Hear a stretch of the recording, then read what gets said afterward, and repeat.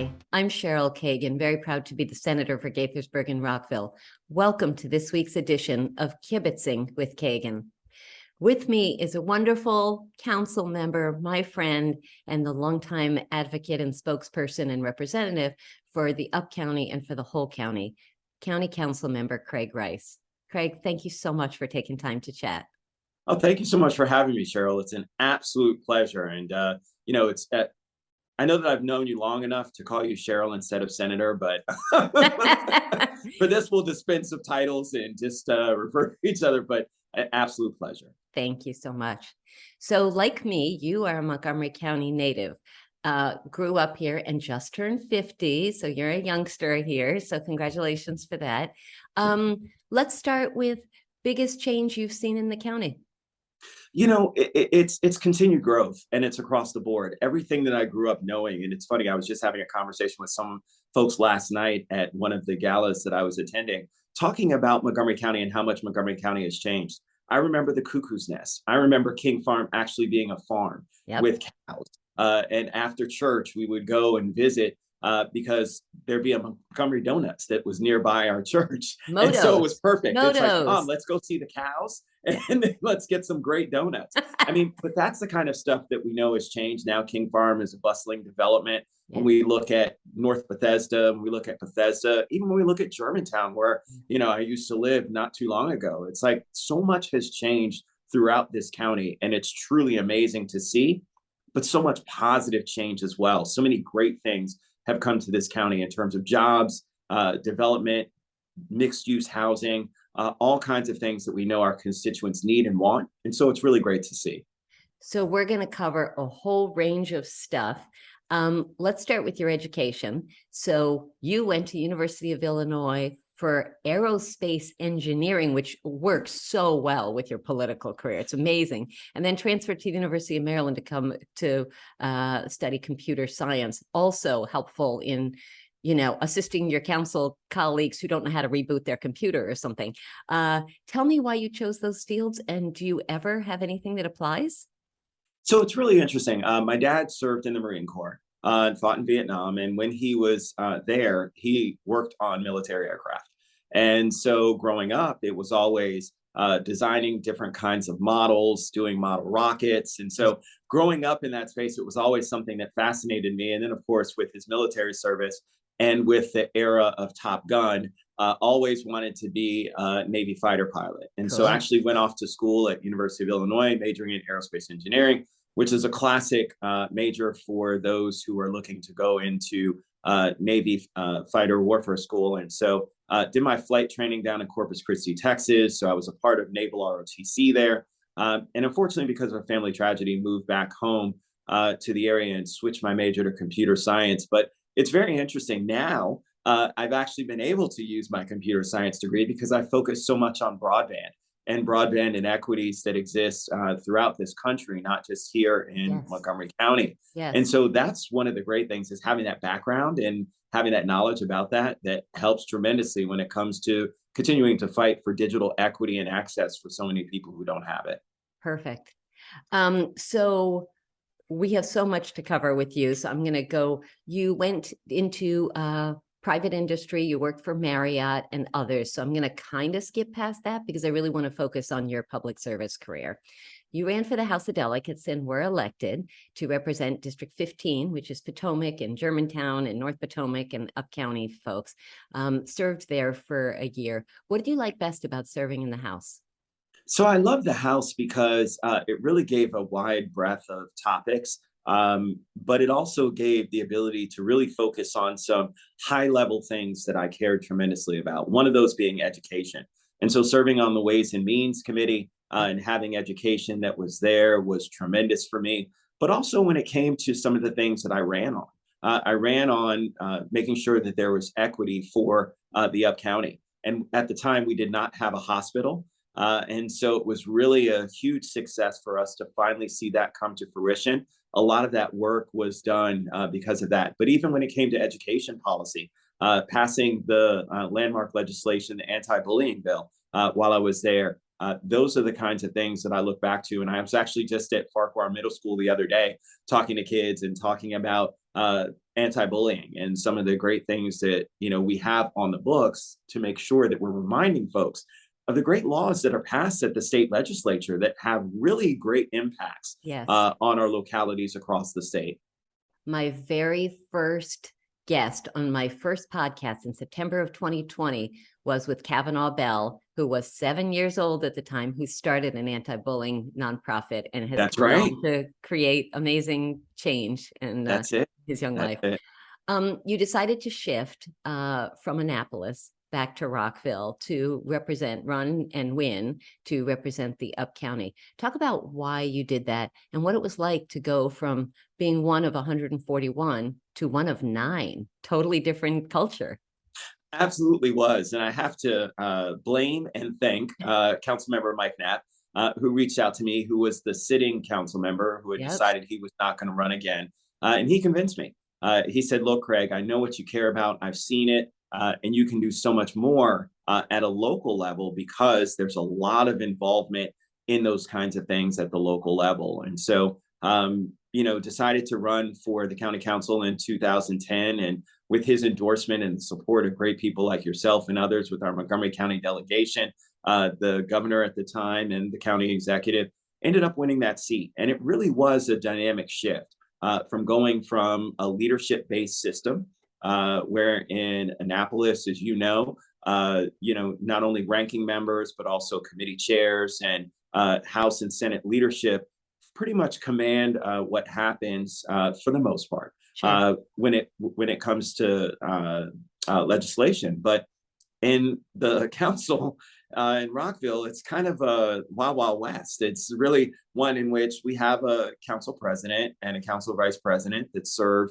to manage schedules, to ensure that the body speaks with one voice when it comes to a lot of tough issues. But outside of that, when it comes to individual legislation, you're kind of just out there doing your thing, representing your folks and trying to make it happen. And so I love it.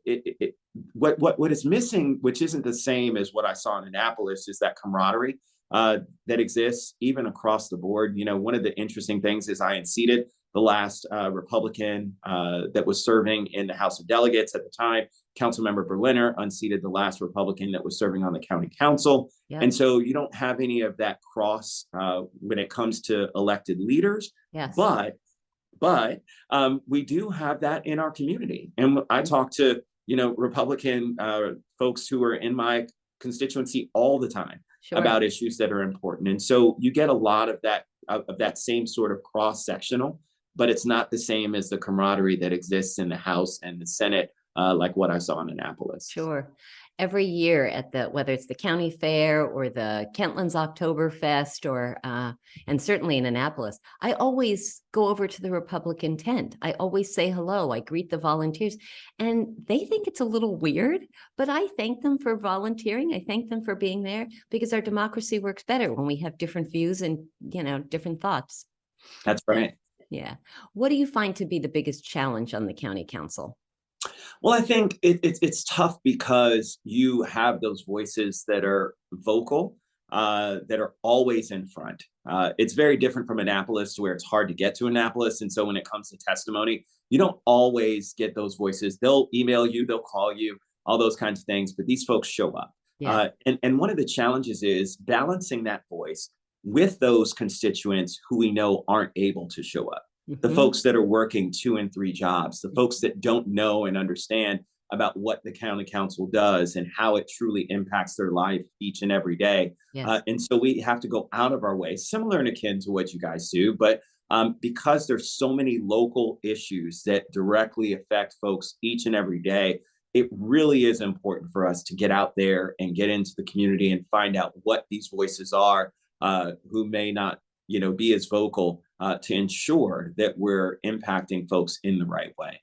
Yep, agreed. You are leaving the county council, and that is because of term limits that were passed. You've served 12 years, have made a difference on so many important issues, and we're going to get to some other stuff. But talk about term limits. Personally, I massively, strongly, enthusiastically oppose them. But our constituents intuitively just think, let's bring in some new blood. Talk about what that means and what you think of term limits as you start to exit.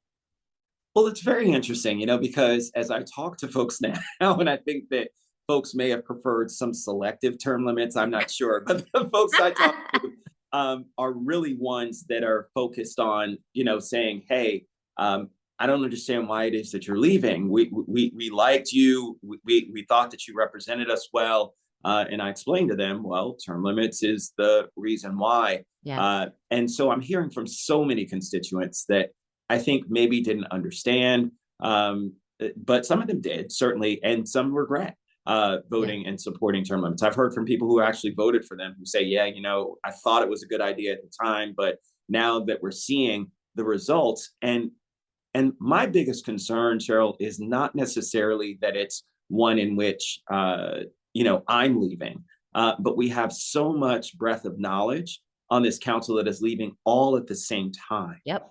And that's one of the concerns that I have. Even if you did do term limits, I feel as though terms should be staggered to make sure that you're not losing so much of that historical information that really helps. I mean, we've got 3 different chairs that are leaving. I'm sorry, 4 different chairs. Our Government Operations and Fiscal Policy Committee Chair, Nancy Navarro, myself as Chair of Education and Culture, Tom Hucker, who's leaving, who's chair of T&E, our Transportation, Energy, and Environment Committee. And then we have Hans Riemer, who's the chair of the Planning, Housing, and Economic Development Committee. 4 different chairs out of the 5 chairs. That's a lot. That's a lot. So 4 of the current 9, and it's going to be 11. And we have a whole lot of new folks, including a majority of women. That's right. That's right. And yeah, amazing. I have so many questions for you, but what is your proudest accomplishment on the county council? What do you think is going to be your legacy? So it's hard because there are a couple, and I'm going to try and weave them all together. When I first ran for office, the reason why I ran, I joined this group called Germantown Alliance, and it was because we didn't have a hospital in Germantown. My wife and I had just moved to Germantown. She was pregnant at the time, and I said, so where's our closest hospital? And it was Shady Grove. I said, well, we just moved from there because we lived in Falls Grove in an apartment, and we had to find out where the closest place was, and it was there. And I said, that's crazy. With as many people as Germantown has in it, how does it not have, and this is before Shady Grove Emergency Center, how does it not have a facility to be able to serve the constituencies? And they said, well, you got to go talk to the state. And so to now come full circle and see not only Shady Grove Emergency Center, but also see Holy Cross Germantown, the only hospital on a community college campus in this nation, just speaks to the innovation and the ability to make change. And so I've delivered on my promise. But one of the things that I'm also really proud of is our Ignite Hub that just opened up a couple of months ago on the campus of Montgomery College in Rockville. And this Ignite Hub is a place where young people who typically are disconnected from our technological career pathways can actually see opportunities in coding, see opportunities in technology, partnering with our corporate sponsor, Apple, and really bringing us all together with Montgomery County Economic Development Corporation, WorkSource Montgomery, Montgomery County Public Schools, and the county all coming together here to make sure that we make this focus. That is a lasting legacy that will continue to live on. And I'm just so proud to be a part of a couple of these things that I know will live out into perpetuity. So that's awesome. So one of the noteworthy aspects of your career, in my opinion, has been your engagement outside of Montgomery County. So I'm going to start with the alphabet soup and then I will define them. But you are involved with MACO, NACO, COG, and others. MACO, the Maryland Association of Counties, NACO, the National Association of Counties, COG, the Council of Government. You have been in leadership positions in all of those organizations and surely more, but just those 3. So why do you think that's worth your time and energy? And how do you think Montgomery County has benefited from your engagement and your leadership in those organizations?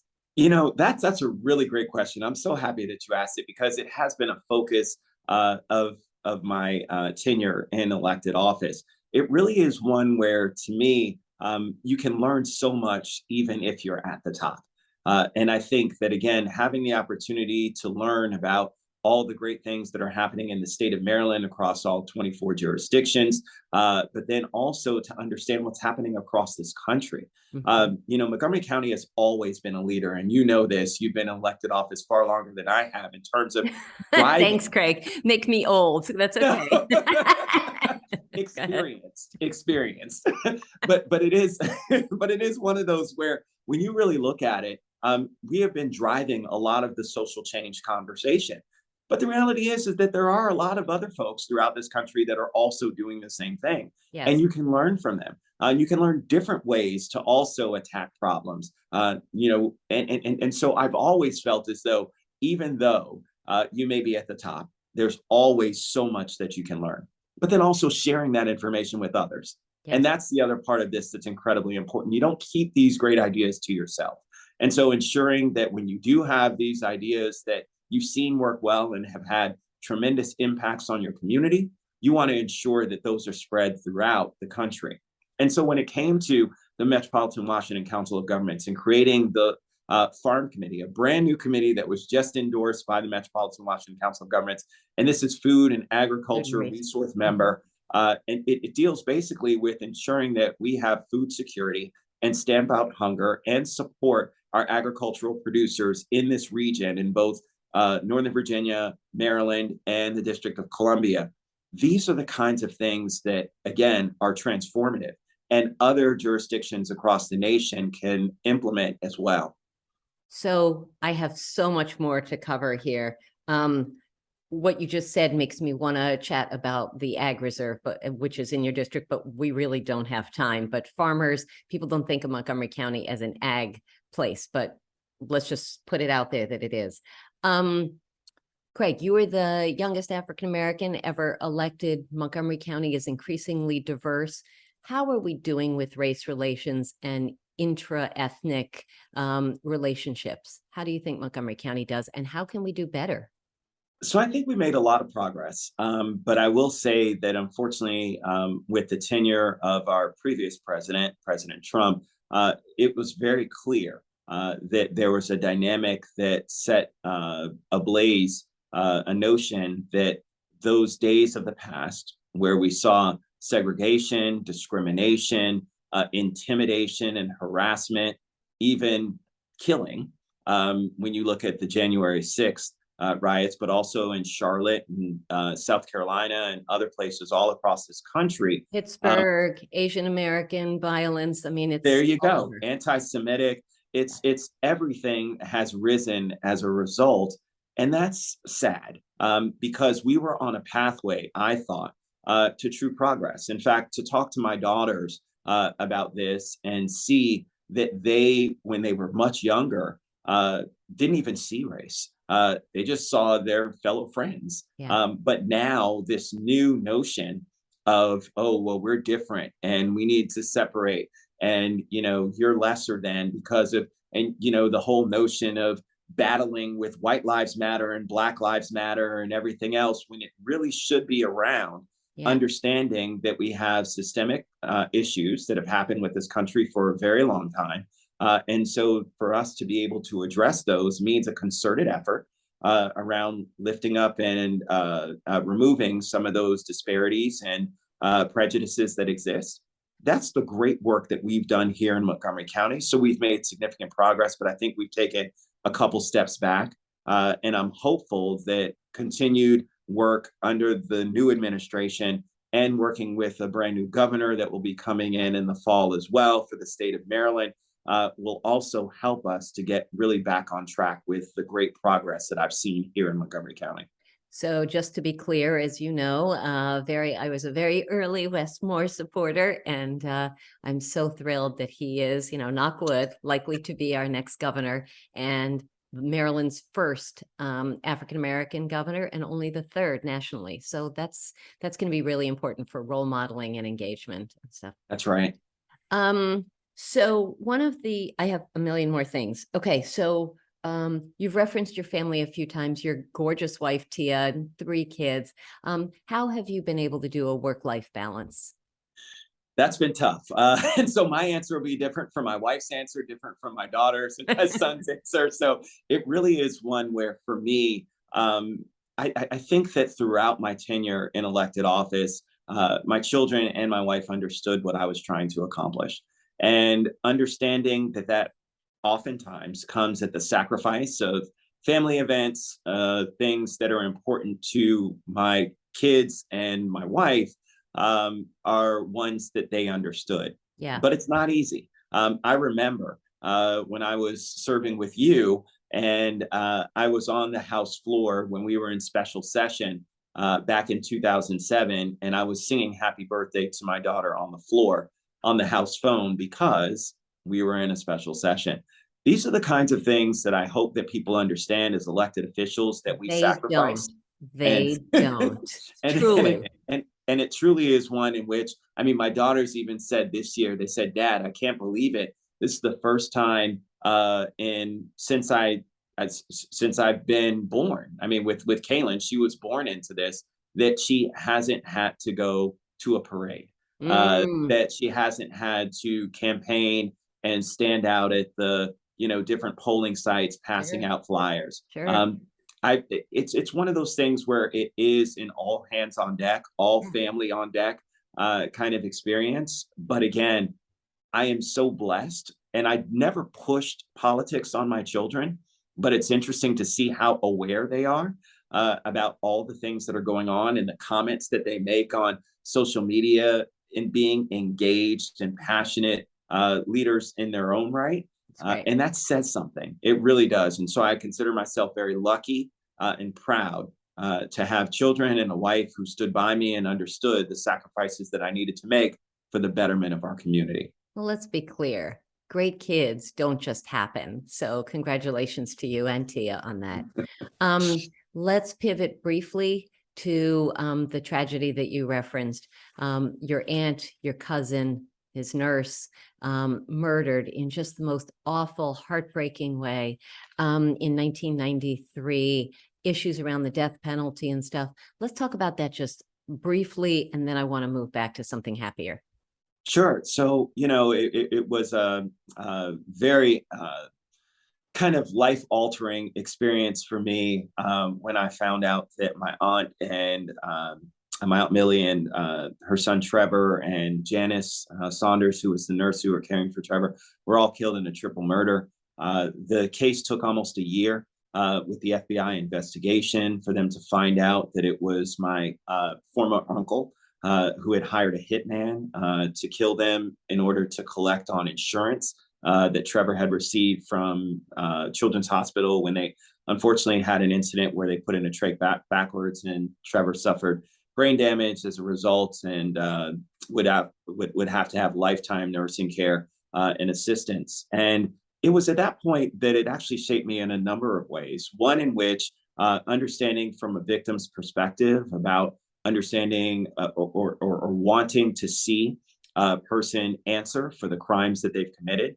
and the harm that they've inflicted on, three families. And I say that because, with the families, it's also the family of the perpetrator as well, Sure.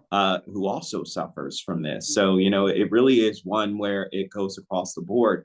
But it's one in which, we were very adamant about the death penalty, both my mother and I, who crusaded for that. I know that when it came to Maryland making some decisions about changing the death penalty, I was very vocal in terms of making sure that folks understood that you also have to weigh in the victims' families in these types of considerations. And so I think And that, to be clear, sorry yeah, to interrupt. no, To please. be clear, you were all outspoken against the repeal. I know that's a double Correct. negative, but saying the death penalty should exist for cases like this, it should exist. Right. And it was one in which, look, there's so many people on death row who are wrongly on death row that I understand that as well.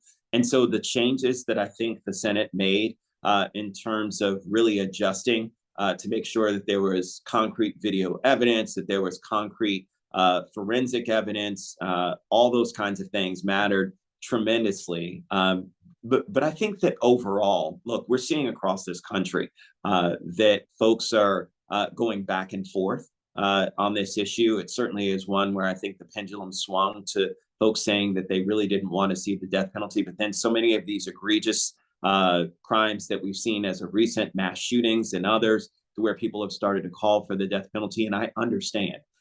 It's one where I understand both sides of the issue. It's a really tough one, Yeah. but it is one where, again, just understanding where victims' families are and how they feel certainly weighs heavily on my heart, and I know with a lot of people when Yeah. it comes to making these kinds of decisions.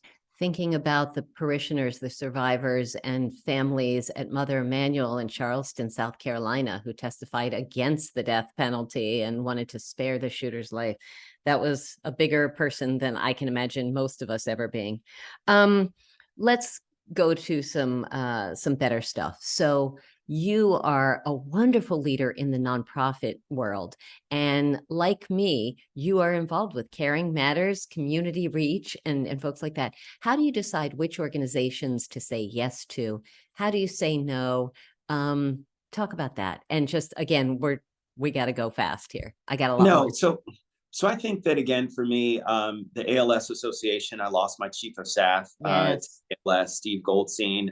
Lou Gehrig's disease. Yeah. And so it really is one where that's an organization near and dear to my heart.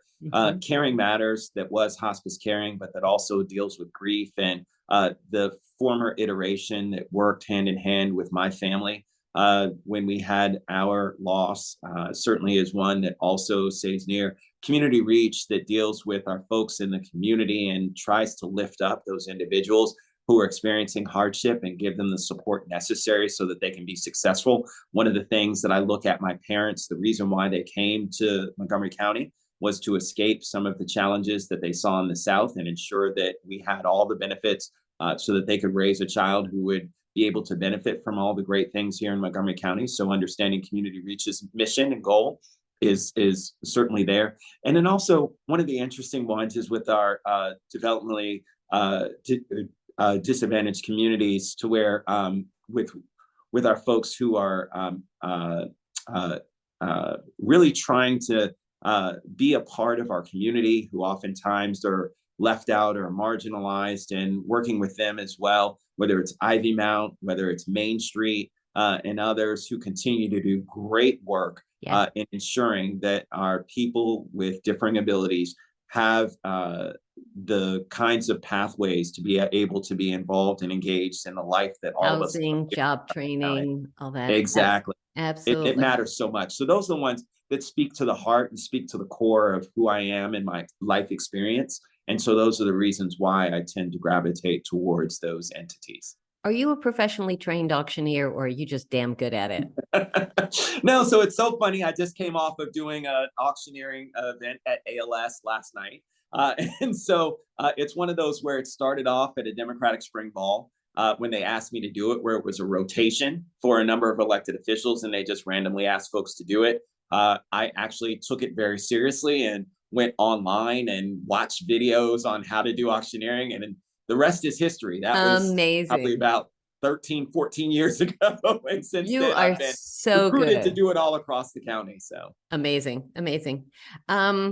You bring such a positive energy and joy to service, to public service, and elected office is hard. It's the long hours, it's the criticism, the trolls, you should really, and how come, and what's your secret? How do you stay so upbeat?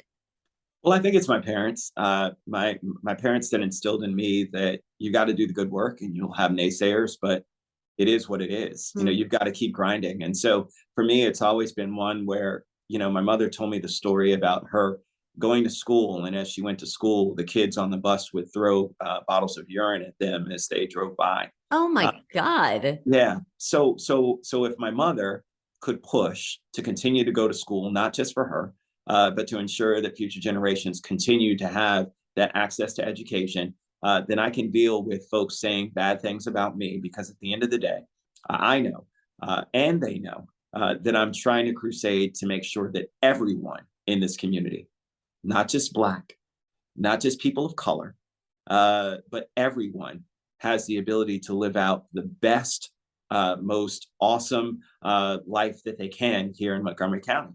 Yeah. Everybody deserves to be happy. Yeah. And that truly is by lifting up everyone to ensure that they have access and removing some of those obstacles from folks. And so that's what I've always led with. And so it's that positivity that comes about that just says, do the right thing, continue to push for folks to be successful. And at the end of the day, folks will resonate with that and continue to support you. So. Great answer. Great answer. One last question before we shift to the Fast Five. Do you want to announce plans for the future, either in specific or in general? I don't have any yet. I am working, I've been somewhat public now with working with the White House on some things, also working at a state level on some things as well. And then, of course, I love this county, born and raised here. And so always looking to continue to do great work to ensure that our county residents have what they need. So hopefully know something soon. And so be ready to make that announcement. So. Amazing. Well, wherever you go, they're going to be lucky to have you. So, thank you. Councilmember Craig Rice, Fast Five, quick questions for 5 quick answers. Question 1, who has been your biggest mentor? Who has helped you launch and be successful? I would say Steve Goldstein, my chief of staff, Wow. all the way from the beginning in 2005 when I first decided to run, and continuing to give me such great advice, keep me out of trouble. And then continue to make sure that I continue to grow as an elected leader. I considered him my Jiminy Cricket on my shoulder, always guiding me in a way to make sure that I was laser focused on doing great things for the community. Such a huge loss. Question 2, what is your favorite holiday and why? Favorite holiday would have to be Christmas. Okay. And it's because bringing family together. I love my family. We always have a great time together. So Nice. definitely Christmas. Nice. Question 3, what is your favorite place to go for like a family vacation outside of Montgomery County or a day outing or something? Where Colorado. I love to ski and snowboard. And so from that perspective, it's always a cold weather. My family doesn't love it, but I love it. Okay. Question 4, what is, you are such a gym rat and you're always so healthy and in great shape. What's one tip you would give to somebody who wants to get a little healthier? Always take it in moderation. Never try and push yourself too much. What I oftentimes see is that folks go all in for like a week, trying to work out every single day, and they end up killing themselves. Yeah. Start off with 1 day a week, then work to 2 and maybe get up to 3. But even 2 days a week of working out is tremendous in terms of its impact on your overall health. There you go. And the last question number 5, the one I ask everyone. Councilmember Craig Rice, what is your hidden secret superpower? What is a skill or talent you have, something you're really good at that most folks can't do? I guess I'm a really good snowboarder. I actually went to one of the things folks don't know, I actually went to professional snowboard camp in Whistler at one point and was thinking about trying to go on to the circuit. Was also thinking about becoming a snowboard instructor. So I'm actually really, really good at snowboarding. Wow. Everything off piste, double black diamonds all across the West and Midwest. So yeah. That's amazing. Good for you. All right. Well, Councilmember Craig Rice, former delegate Craig Rice, community activist, nonprofit leader Craig Rice, thank you for all you've done. Thank you for a wonderful career of public service. And I know that our paths are going to continue to cross. And I thank you for your time today. And thank you for your years of service to Montgomery County, the region, and the nation. Thank you so much, Cheryl. I really, really appreciate it. This was fun. See you soon. Absolutely. Take care.